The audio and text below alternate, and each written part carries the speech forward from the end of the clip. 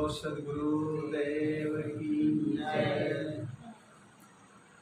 अर्चनी वंदनी संत समाज, सत्संग प्रेमी बंधुओं एवं श्रद्धांजलि दीदी, आज बड़े सौभाग्य का दिन है जो भारतीय परंपरा में जैसे जगह जगह आज त्योहार मना रहे हैं, व्रत हैं और श्री कृष्ण महाराज के जीवन दर्शन पर आज हम कुछ चर्चा करेंगे। जगह जगह जन्माष्टमी मनाई जा रही है, एक प्रकार से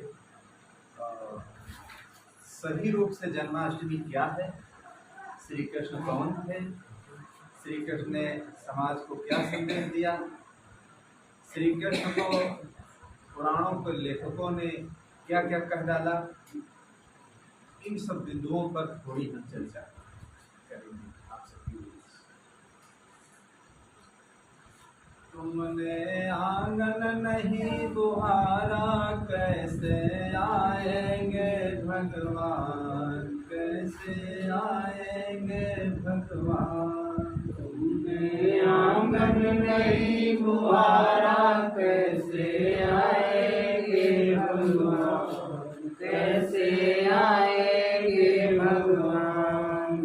अब तक गंदा पड़ा द्वारा, कैसे आएंगे भगवान, कैसे आएंगे भगवान। अब तक गंदा पड़ा द्वारा, कैसे आएंगे भगवान, कैसे आएंगे भगवान। दिल का मैल नहीं धो पाया, कैसे आएंगे भगवान, कैसे आएंगे भगवान। दिल का मैल नहीं धो पाया, कैसे आएंगे भगवान, कैसे आएंगे भगवान।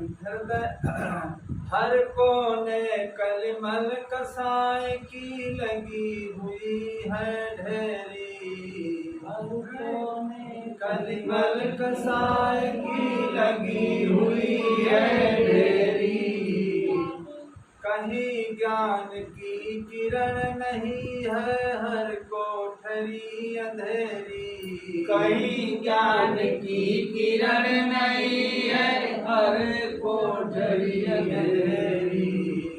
आंगन चौबारा अंधियारा, कैसे आएंगे भगवान, कैसे आएंगे भगवान। आंगन चौबारा अंधियारा, कैसे आएंगे भगवान, कैसे आएंगे भगवान। तुमने आंगन नहीं बुहारा, कैसे आएंगे भगवान, कैसे आएंगे भगवान।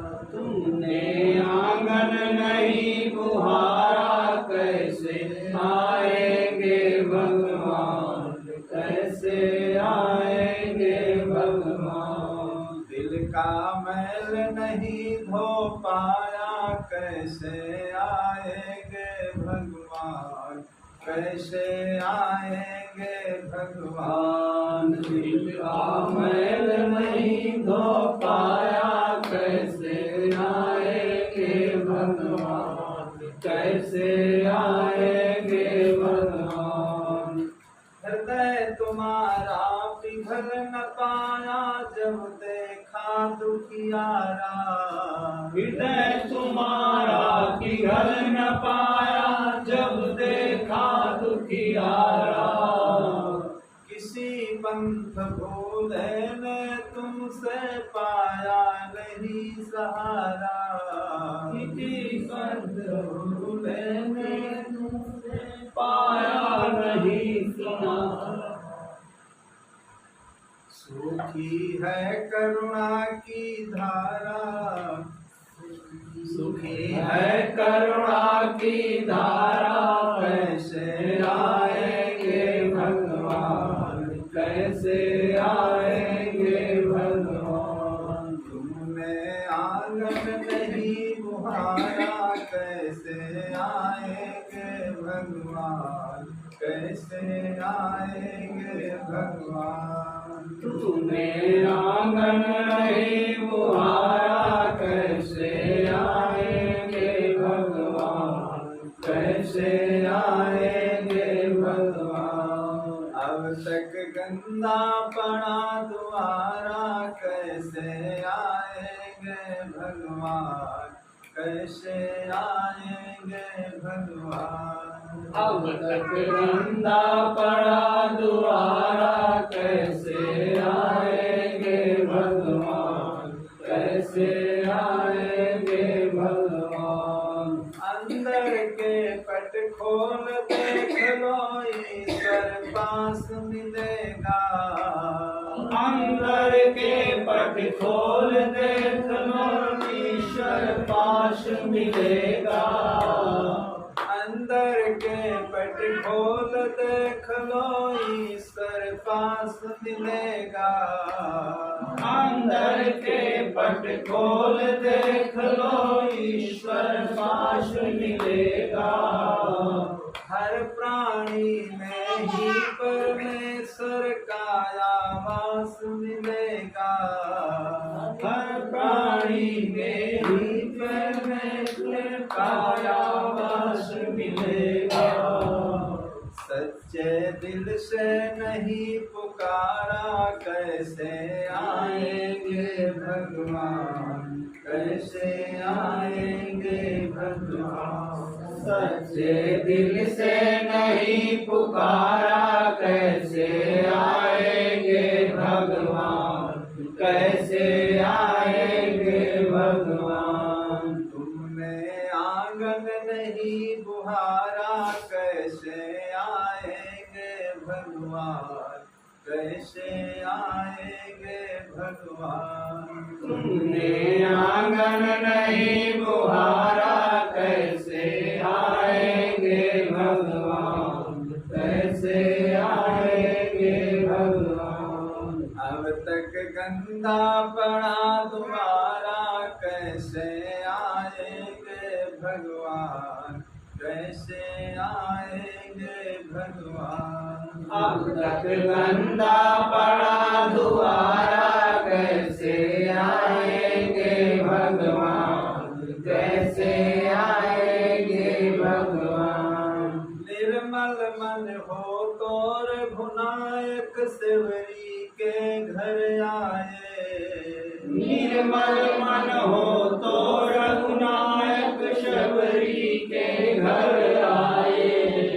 सूर श्याम की बाह पकड़ कर साग विदुर घर खाए।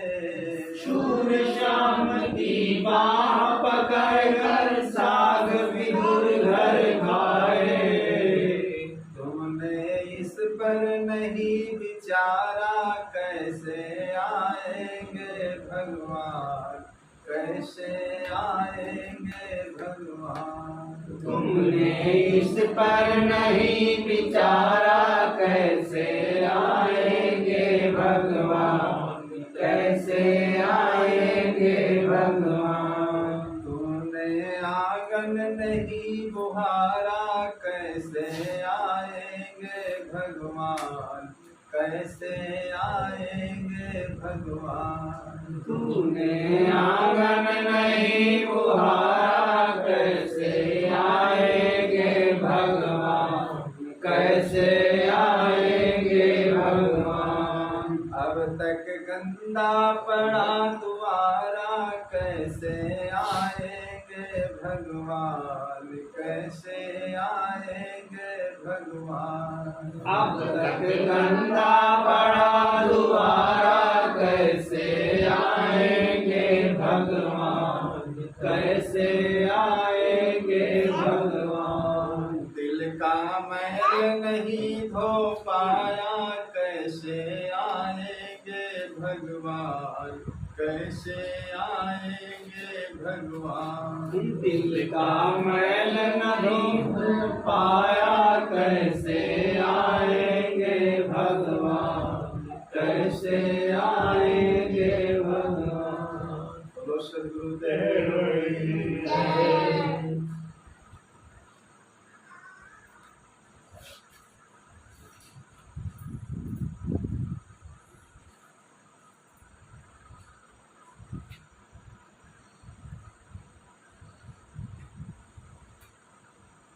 हमारे भारतीय परंपरा में ये दो महापुरुष ऐतिहासिक माने जाते हैं, महाराज श्री राम और महाराज श्री कृष्ण।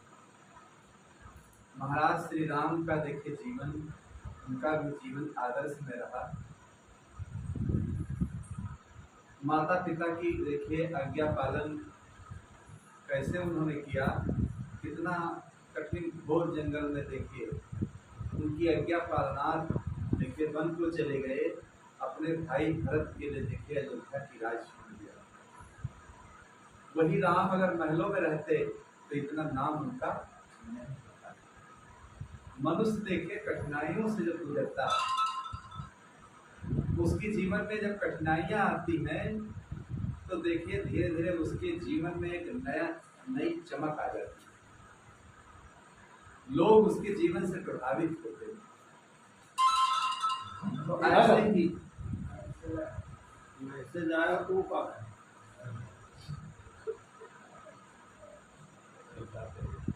ऐसे ही महाराज श्री राम का जीवन रहा है और ऐसे ही महाराज श्री कृष्ण का जीवन रहा। तो आज भारतीय परंपरा का देखिए एक महान पर्व पूरे भारतवर्ष में, और जहाँ जहाँ उनका जन्म हुआ, मथुरा, गोकुल, वृंदावन, नंदगांव, बरसाना, द्वारिका तक देखिए हर जगह स्टेशनों पर, जेलों में और जगह जगह कोतवाली में, थानों में, जगह जगह देखिए ये उत्सव आज मनाया जाए। और न मालूम कितने आश्रमों में, मठ मंदिरों में, और आज हम एक वैष्णव आश्रम में गए थे, वहाँ भोजन भी नहीं बना था और शपथ। तो लोग महापुरुषों के ना रहने पर देखिए मिठाइयाँ बांटते हैं, जन्म दिवस मनाते हैं, न मालूम कितना लाखों रुपए आज खर्च हो जाएगा, दान हो जाएगा, न मालूम कितने लोगों को आज खिलाया जाएगा, और न मालूम कितना लोग प्रसाद बांट देंगे। सब कुछ से ठीक है, चलो उनके नाम पर, किसी महापुरुष के नाम पर कोई अच्छा काम करना ये कोई गलत नहीं होता। किसी को खिला देना और किसी को अच्छा संदेश दे देना ये तो अच्छी बात है, लेकिन धीरे धीरे उन पर्वों को मनाते मनाते देखिए हम लोग सच्चाई से इतना दूर हो जाते, हम लोग सच्चाई से इतना दूर पहुंच जाते हैं कि उस पर्व के मेन उद्देश्य को समझ ही नहीं पाते। 4 वेद, ऋग्वेद, सामवेद, अथर्ववेद, यजुर्वेद, तो चारों वेदों में सबसे प्राचीन वेद कौन है? ऋग्वेद। तो ऋग्वेद में श्री कृष्ण के बारे में चर्चा आई है। ऋग्वेद में श्री कृष्ण के बारे में क्या चर्चा आई है? वैदिक काल के ऋषि श्री कृष्ण के बारे में क्या लिखते हैं कि यमुना नदी के किनारे रहने वाले थे, 10,000 सेना के वो नायक और वीर थे, योद्धा थे और पशुपालक। जहाँ लोग पशुओं को वध करते थे, मारते काटते थे, तो देखिए उनकी वो रक्षा करते। तो ऋग्वेद के जो ऋषि हैं श्री कृष्ण के बारे में देखिए ये लिखते, लेकिन पुराणों के लेखकों ने देखिए श्री राम के जीवन में, श्री कृष्ण के जीवन में और न मालूम कितने देवी देवताओं के जीवन में देखिए इतना अतिशयोक्ति बातें लिख दी गई हैं, झूठी साची, जिससे असली चेहरे को उनके छिपा दिया गया। अब पुराणों के लेखकों ने देखे इतना झूठ लिखा है कि अब उसको क्या कहा जाए। अब श्री कृष्ण का जन्म चलो कारावास में हुआ, और वो घटना उनके जीवन में, उनके परिवार में घटी कि वसुदेव देवकी को लेकर के जा रहे थे, कहानी कहती है। फिर आकाशवाणी हुई और जो कंस था तो आकाशवाणी हुई कि जिनको इतना हर्ष उल्लास से तुम लेकर के जा रहे हो, इनका 8वां पुत्र देखे तुम्हारे विनाश का कारण है। इससे कंस डर गया और श्री वसुदेव और देवकी को देखिए कारावास में डाले गए कि जितने बच्चे जन्म लें सब हमको मिलना चाहिए। तो देखिए वसुदेव जो थे श्री कृष्ण के पिता, वो बहुत सुलझे हुए व्यक्ति थे। तो उन्होंने कंस को समझाया कि देखिए क्यों तुम घबराते, जितनी संतानें होंगी हम तुमको देंगे और कौन तुमको मारने वाला है। लेकिन जहाँ जब व्यक्ति की मौत होती है जिसके हाथ, तो इस मौत से कोई आज तक बचा नहीं। और जहाँ जिसके हाथ होने वाली है, चाहे जितना आप बचें, अब वो कहाँ गुप्त रूप में बैठा है, तुमको मारने वाला वो मार देगा। तो वहां पर कितनी अतिशयोक्ति बातें लिख दी गई कि जेल में डाल दिया गया। और जब श्री कृष्ण का जन्म हुआ तो हथकड़ी बेड़ी सब टूट गई, हथकड़ी बेड़ी टूट गई। श्री कृष्ण को जब लेकर के वसुदेव चले तो यमुना का जल भी सूख गया। ये सब अतिशयोक्ति नाम को बढ़ाने के लिए, किसी के नाम को बढ़ाने के लिए, किसी के प्रसिद्धि को बढ़ाने के लिए ऐसी ऐसी अतिशयोक्ति बातें लिखी गई, पुराणों के लेखकों ने लिखा। देखिए चार तत्व जो होते हैं, पृथ्वी जल अग्नि वायु, ये जड़ होते हैं। ये नहीं देखते हैं कि तुम नदी में जा रहे हो कि डूब रहे हो, कहो जल सूख जाए तो जल सूखने वाला नहीं। ये है किसी किनारे से निकल गए होंगे रक्षा करने के लिए। कहीं पर नदियों का पानी ज्यादा होता है, कहीं गहरा होता है, कहीं गहरा होता है, कहीं ज्यादा पानी होता है। और जो नदी के किनारे रहने वाले लोग होते हैं उनको सब पता होता, अनुभव होता है। समुद्र के किनारे रहने वाले देखिए वो जान जाते हैं कि अब तूफान आएगा, पहले से अलर्ट हो जाते हैं और वहां से चल देते हैं।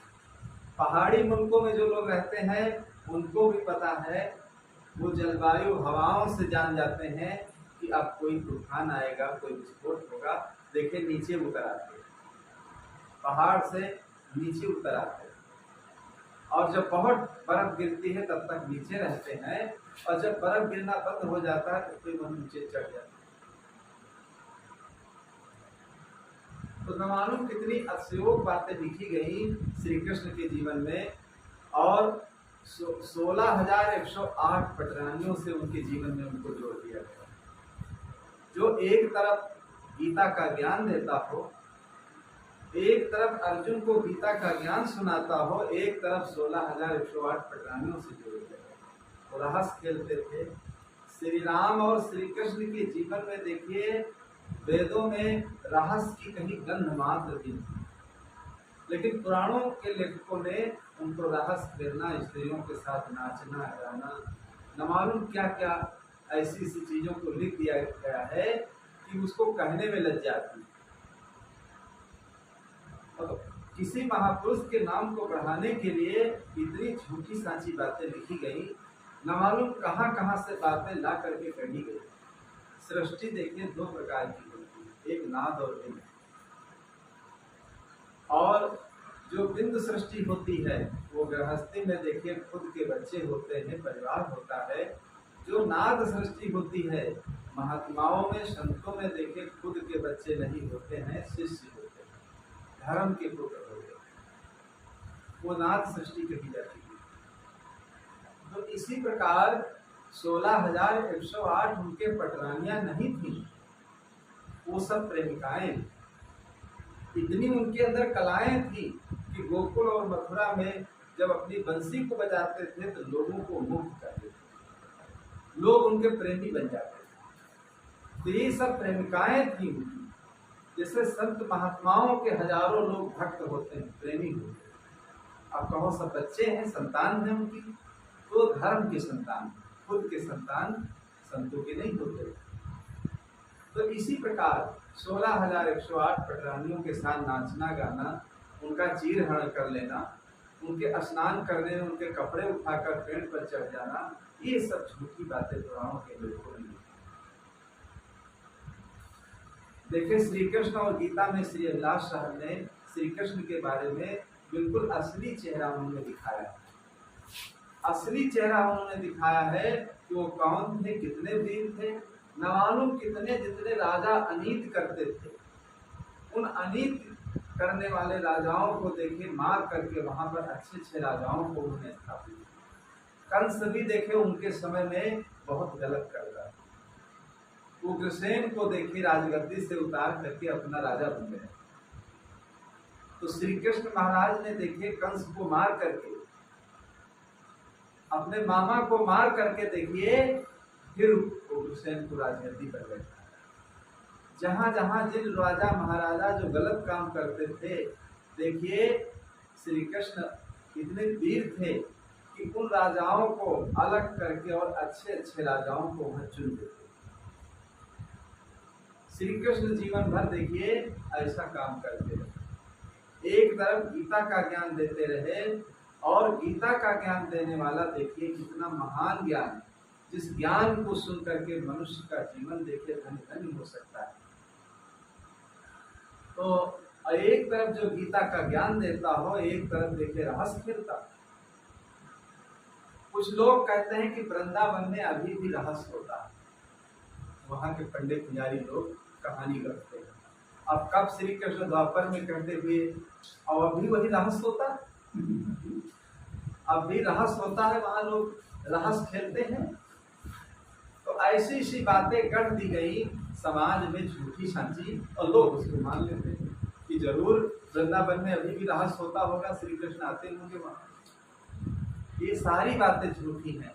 लोग एक नाटक बना करके राम के जीवन की, चाहे श्री कृष्ण के जीवन की जो नाटक खेलते हैं, तो क्या नाटक हो जाने के बाद उसमें असली लोग होते हैं? उसमें असली लोग नहीं होते। नाटक तो हर आदमी, हर व्यक्ति का पार्ट लेता है। उसमें लोग पार्ट लगाते हैं, कोई राम बनता, कृष्ण बनता, कोई सीता बनता है, लेकिन जब नाटक हो जाने के बाद का सचमुच में वो राम सीता होते हैं, वो तो नाटक है प्रकार से। तो सच्चाई छिप नहीं सकती कभी झूठे असूलों से, और खुशबू आ नहीं सकती कभी कागज के फूलों से। जो सच्चाई होती है बंधुओं, देखिए वो छिपने वाली नहीं। आदमी नकली असली, नाटक में महात्मा लोग भी नकली देखे बनते हैं। जहाँ महात्मा पाठ लगाते हैं तो महात्माओं का वेशभूषा पहन करके बढ़िया, और वो वेशभूषा जो नकली रूप से बनाते हैं वो बहुत ढंग से बनाते हैं। हाँ, उनको पहचान नहीं पाओगे असली नकली कौन है। तो रात में देखिए महात्मा का भेष बना करके नाटक खेलते हैं, और फिर सवेरा जब होता भेष को उतार करके जो काम करते वही फिर करने लगते। क्या सचमुच में वो साधु है जो नाटक करते हैं? तो एक पाठ लगाते। तो इसी प्रकार रहस्य खेलने वाले आज भी वृंदावन में रहस्य होता है, ये सब झूठी अफवाहें जो उड़ाई जाती है। झूठी अफवाहें उड़ाई जाती हैं। श्री कृष्ण के जीवन से क्यों इतना चमत्कार जोड़ा गया? राम के जीवन में देखिए चमत्कार जोड़ा गया। राम खीर खा करके पैदा हो गए। श्री कृष्ण देखिए अब कड़ी गड़ियां सब टूट गई जब उनका जन्म हुआ। और कबीर साहब देखिए सतलोक से आए, उनके कोई माता पिता नहीं। उनके बारे में लोगों ने लिख दिया कि बिना माँ बाप के दुनिया में आना हो तो ऐसा हो, बिना माँ बाप के दुनिया में आना हो तो ऐसा हो।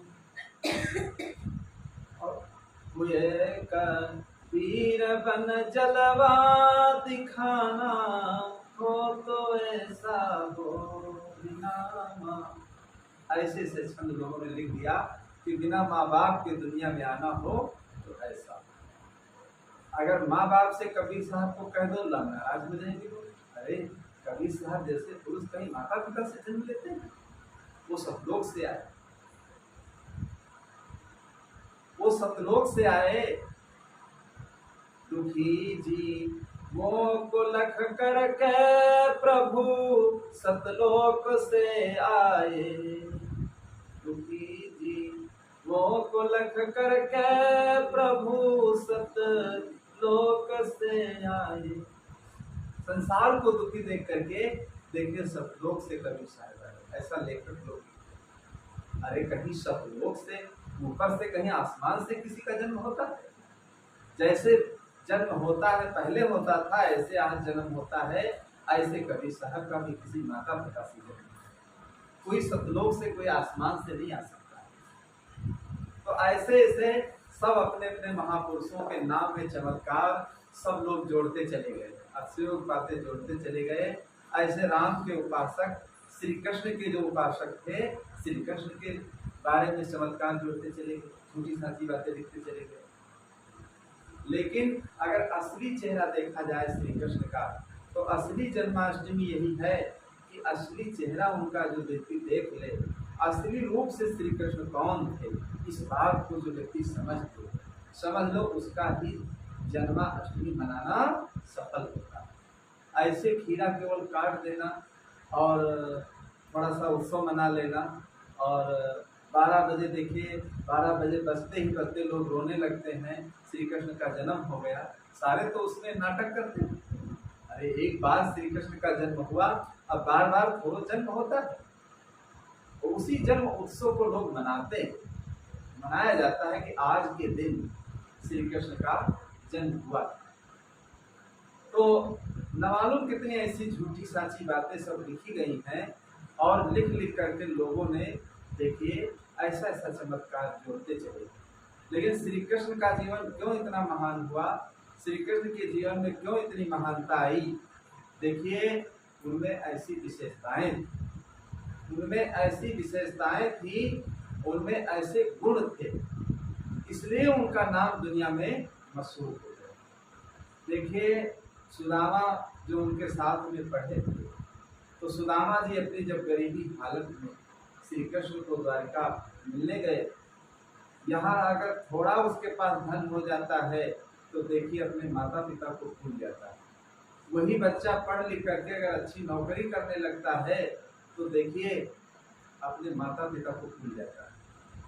लेकिन श्री कृष्ण के सखा थे, देखिए श्री कृष्ण को देखिए, जब सुदामा जी मिलने गए अपनी दीनहीन दशा में, सुदामा जी बार बार अपनी पत्नी से कहा करते थे कि हमारे जो मित्र हैं द्वारिका में राजा। तो सुदामा की धर्म पत्नी कहने लगी, अरे जब तुम्हारे मित्र लोग राजा हैं और तुम इतना गरीब हो, दरिद्री हो, तो जाओ, राजा जब हैं तो जाओ उनके यहाँ कुछ सहयोग ले आओ, क्यों इतना कष्ट सहते हो? तो देखिए सहयोग लेने के लिए श्री सुदामा जी श्री कृष्ण के यहाँ पहुँचते हैं। जैसे द्वार पर पहुँचते हैं तो संदेश देते हैं कि जा करके श्री कृष्ण से कह दो कि सुदामा तुम्हारे बचपन के सखा आए तुम्हारे दरबार। तो सुदामा का नाम सुनते ही देखिए श्री कृष्ण पीताम्बर को भी नहीं ओढ़े, न मालूम कितने नौकर चाकर वहां खड़े थे, किसी को उन्होंने नहीं बताया कि जाओ सुदामा को बुला लाओ। पाँव में पादुकाएं भी नहीं पहनी, पीताम्बर भी नहीं ओढ़े, सुदामा का नाम सुन करके अपनी देखिए इतनी तेजी से अपने यहाँ जहाँ बैठे थे राज दरबार में, वहां से दौड़े कि दौड़ते दौड़ते गेट पर आ गए, सुदामा को गले से लगाए, सुदामा को गले से लगा लिया। इतना सुदामा का सम्मान। वहां देखें कभी क्या लिखते हैं, वहां भी अतिशयोक्ति बातें लिखी जाती है। ऐसे बेहाल बेवाइन सो पग कंटक जाल लगे पुनि जोए, हाय महो सुख पाए सखा तुम आए तैन किते दिन खोए। अब देखी सुदामा की दीन दशा करुणा करके करुणा निधि रोए। देखी सुदामा की दीन दशा करुणा करके करुणा निधि रोए। और पानी परा तो हाथ छुयो नहीं, नैनन के जल सो पग धोए। देखिए कभी यहाँ कितना इस बात को बढ़ा देते हैं कि श्री कृष्ण ने सुदामा के पानी से चरण नहीं धोए, नैनों से, आंसुओं से। अरे कहीं इतने आंसू होंगे जो चरण धोए जा सकते हैं? आंसुओं से किसी के चरण धोए नहीं जा सकते।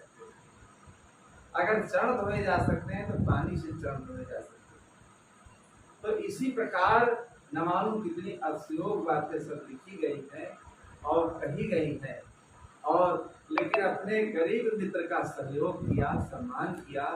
देखिए इसीलिए श्री कृष्ण का नाम दुनिया में मशहूर है।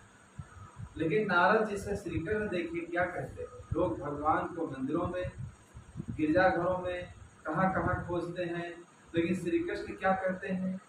कहे श्री कृष्ण नारद से, कहे श्री कृष्ण नारद से, बसो मैं संतन के तनमा।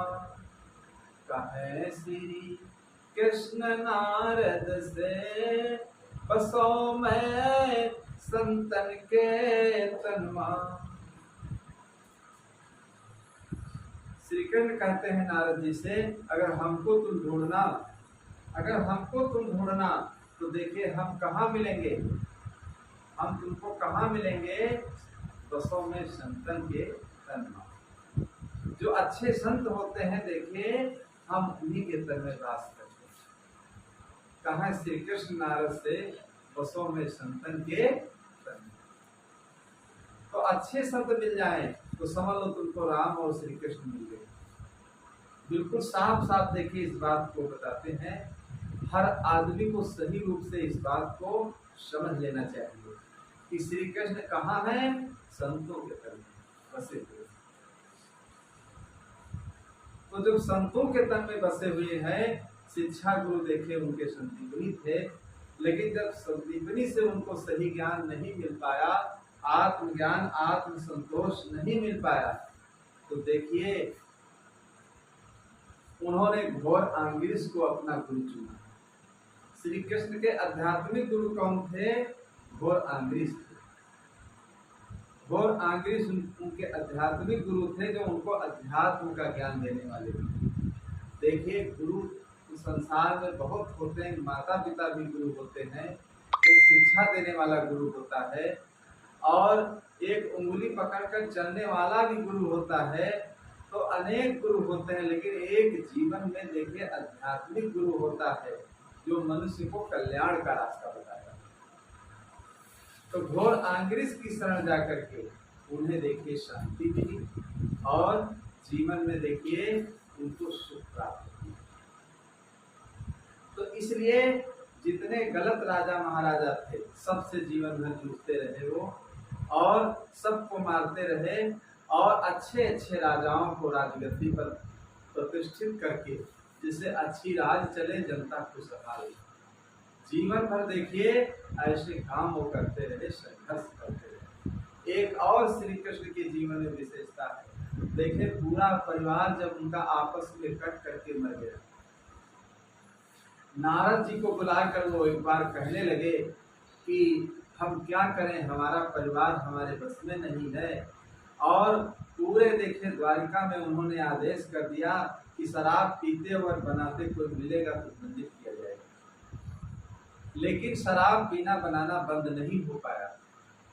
शराब पीना बनाना जब बंद नहीं हो पाया तो देखिए शराब पीकर ही देखिए आपस में कट करके मर गए, विध्वंस का विनाश हो गया। तो पूरा परिवार देखिए जब उनका विनाश हो गया, अब इतना उनके अंदर ज्ञान था, वो देखिए जंगल की तरफ तपस्या करने के लिए चल देते। जिसका पूरा परिवार ही कट करके मर जाए जिसके सामने, तो देखिए वो कहीं तपस्या करने जाएगा। लेकिन इतने धीर पुरुष थे कि वो जंगल की तरफ चल देते हैं तपस्या करने, और वही पहेलिया द्वारा देखिए उनकी मौत हो गई। तो कितने वीर, कितने योद्धा, और कितना देखिए उनका गंभीर स्वभाव था, कितना धीरजवान लोग थे कि इतना कष्ट होने के बाद भी देखिए जंगल की ओर साधना करने, तपस्या करने वो चल देते हैं कि जिससे हमें किसी प्रकार की क्षत हमारे जीवन में न पहुंचे। तो हर मनुष्य को चाहिए कि भाई कोई आपत्ति विपत्ति अगर जीवन में आती है तो ऐसा ही धीरज रखना है। ऐसा ही धीरज रखना चाहिए। और ऐसा ही जो व्यक्ति धीरज रखता है, देखिए वो अपने जीवन में बड़े बड़े काम कर लेता है और उसका जीवन देखिए सत्य से, ज्ञान से, भक्ति से ओतप्रोत हो जाता है। अर्जुन को देखे श्री कृष्ण ने गीता का ज्ञान दिया कि गीता के ज्ञान में यही देखिए बताया अहन्य भूतानि कि देखिए गीता में यही श्री कृष्ण ने बताया कि तुम्हारा कौन है, तुम क्या लेकर के आए हो, क्या लेकर के जाओगे, और ये शरीर चार तत्वों से बना है, चार तत्वों में मिल जाएगा, जीव अजर अमर अविनाशी। तुम्हारा क्या है, क्या लेकर के आए हो, जिसको तुम अपना मानते हो सब छूटने वाला है। न तुम्हारा शरीर है, न घर है, न धन है, न संपत्ति है, सब देखे तुमसे एक दिन छूटने वाला है। तो श्री कृष्ण को देखे अमृत का ज्ञान से अर्जुन को श्री कृष्ण ने दिया। तो ऐसा ज्ञान देखिए नारद जी से वो कहने लगे परिवार को आप समझा दीजिए कि लोग शराब पीना बनाना बंद कर दें, लेकिन कोई नहीं माना, सब शराब पीना बनाना बंद नहीं हुआ। नारद जी ने श्री कृष्ण को बताया कि देखिए जीवन भर आप लड़ते रहे, महाभारत में लड़े, जीवन भर जो आप लड़ते ही रहे और जिसका कारावास में ही जन्म हो, तो देखिए कारावास में ही जन्म हो, अब जीवन भर की लड़ाई ही लड़ाई। इसीलिए आपका परिवार जो था आपसे लड़ना सीख लिया, और जब लड़ना सीख लिया, जो आदत जिसकी पड़ जाती, पहले व्यक्ति घर में लड़ता है और जब घर की लड़ाई खत्म होती है, पहले तो बाहर लड़ता है, लेकिन जब बाहर की लड़ाई खत्म होती तो घर में लड़ने लगता। भाई आदत है, बाहरी लोगों से कहाँ तक लड़ेगा, बाहरी लोगों से एक बार लड़ेगा, दो बार लड़ेगा, मारा जब जाएगा तो छोड़ देगा, लेकिन घर वालों से लड़ना शुरू कर देगा। घर वाले तो बेचारे सहेंगे, कहाँ जाए, कहाँ बात कर लेगा। तो इसीलिए आपके परिवार में लोगों की लड़ने की प्रवृत्ति बन गई, और जब लड़ने की प्रवृत्ति बन गई, इसीलिए देखे आपस में ही कट करके सब मर गए, आपस में ही कट करके सब मर गए, और श्री कृष्ण के समझाने से कोई समझने वाला नहीं मिला। तो देखिए इसीलिए कबीर साहब ने कहा है कि कृष्ण समीपी पांडवा और गले हिवारे जात। और जो सोना को, जो लोहा को कृष्ण समीपी पांडवा गले हिवारे जात, कि कृष्ण के समीप रहने वाले देखिए पांडव, देखिए उनकी क्या दशा हुई। जो लोहा को पारस मिले तो काहे को काई खाए। कृष्ण के समीप पांडव रहने वाले देखिए अंत में महाभारत युद्ध होने के बाद, हस्तिनापुर की राज मिलने के बाद, देखिए कहाँ गए, वो हिमालय में जाकर के गल करके मर गए, इतना मार काट दिया। और जो लोहा को पारस मिले तो काहे को काई खाए।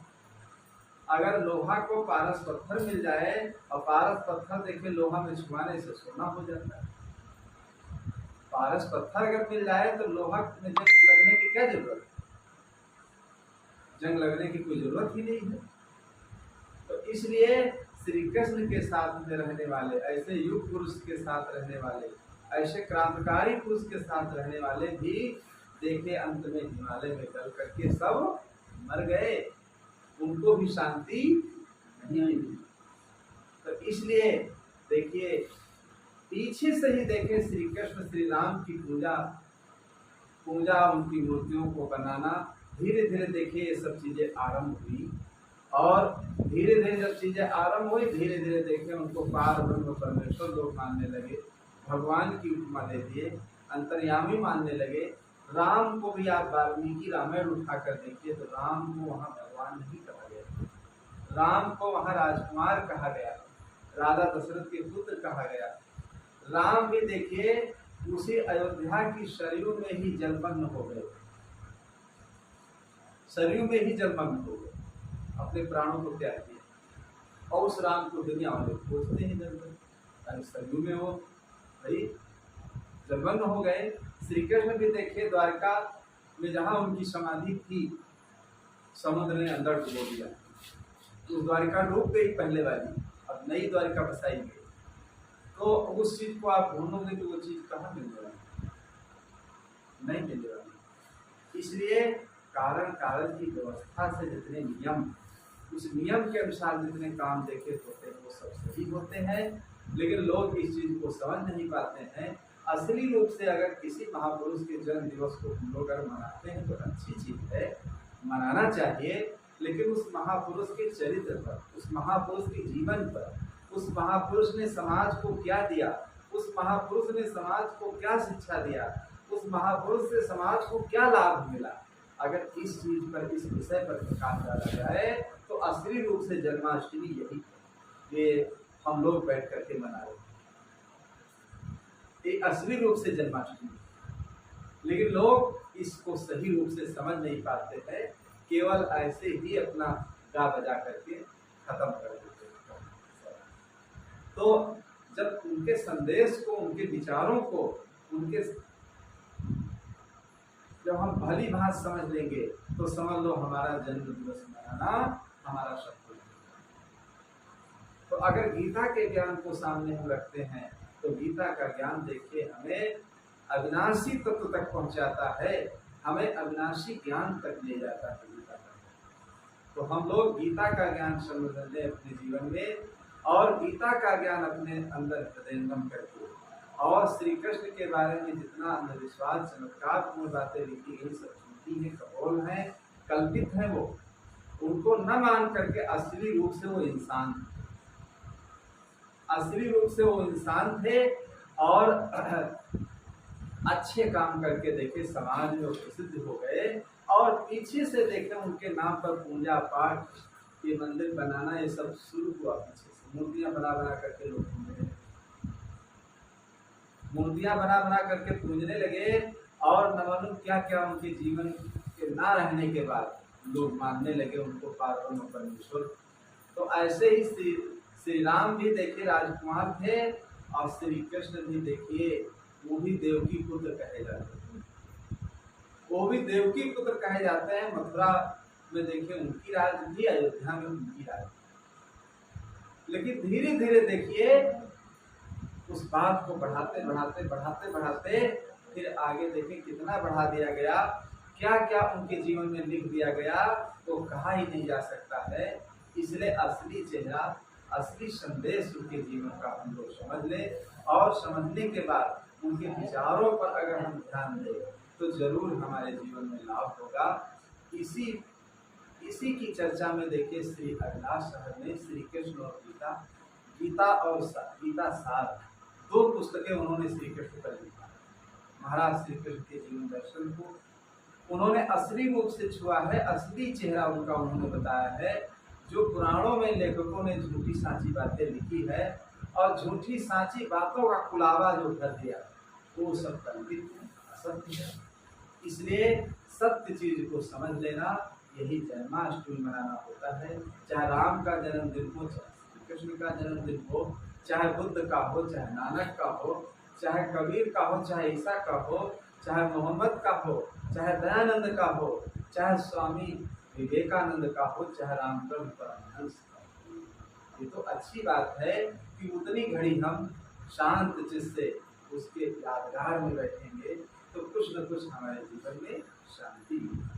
तो बंधुओं, यही जन्माष्टमी का मुख्य उद्देश्य होता है, और इसको सही रूप से समझ लेना चाहिए। बोलो सद्गुरुदेव की जय।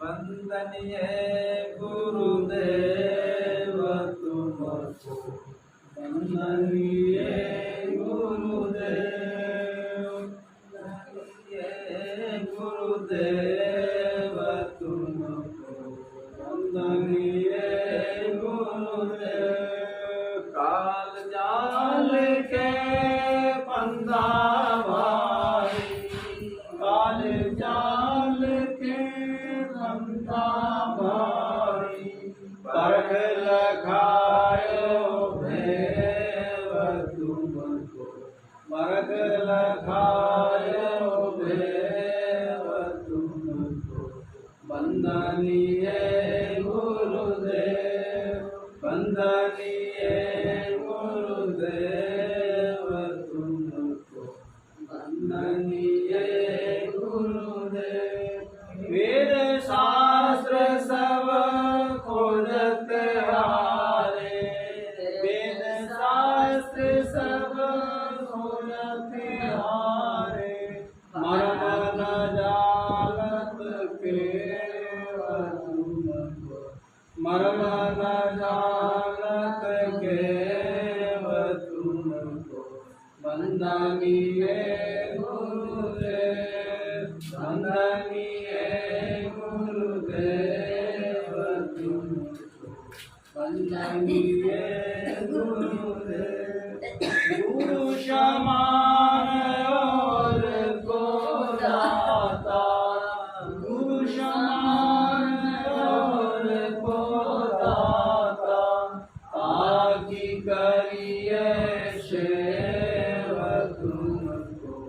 ताकि करिए सेव तुमको वंदनीय गुरुदेव, वंदनीय गुरुदेव तुमको वंदनीय गुरुदेव। साहिब कबीर अभय पद दाता, साहिब कबीर अभय पद दाता, पूरण परगश नेव तुमको, पूरण परगश नेव तुमको वंदनीय गुरुदेव, वंदनीय गुरुदेव तुमको वंदनीय गुरुदेव। साये शहीद साये तुम साये तो सद्गुरुदेव की जय, संत समाज की जय, भक्त समाज की जय।